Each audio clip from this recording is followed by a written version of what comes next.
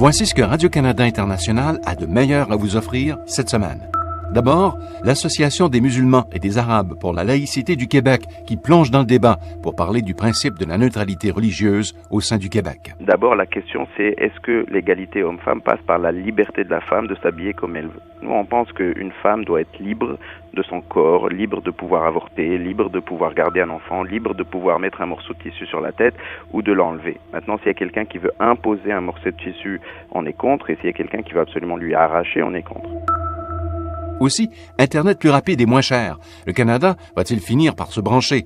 Cette 10e superpuissance au monde n'arrive qu'en 21e position avec son Internet lent et cher.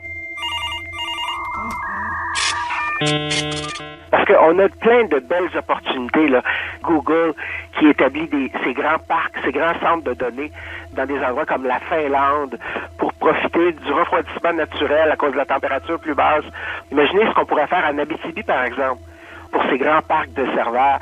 Et si on avait des connexions Internet à haute vitesse partout, ça serait faisable. Mais aujourd'hui, c'est pas possible.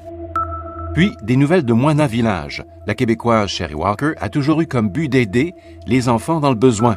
Et elle vit aujourd'hui au cœur du Congo-Brazzaville, à Pointe-Noire. On a vu un problème de bébés abandonnés, les enfants qu'on jetait ou qu'on abandonnait dans l'hôpital. Alors, on voulait vraiment aussi venir en aide. Alors, on a loué une très petite maison en 2014 pour commencer à subvenir à ce besoin.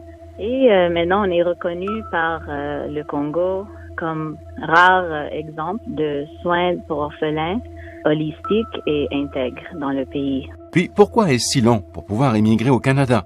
La politique canadienne d'immigration suscite beaucoup d'espoir, mais elle n'a plus les moyens de ses ambitions. Il y a environ 10 000 personnes qui ont appliqué pour la résidence permanente parrainage intérieur qui sont en attente. Donc, ça fait beaucoup de gens en attente. C'est une situation qui dépasse l'entendement. C'est un peu ridicule de mettre des familles dans une situation aussi désespérante. C'est très difficile d'expliquer les délais parce qu'on a très peu de réponses et de transparence de la part du gouvernement actuel.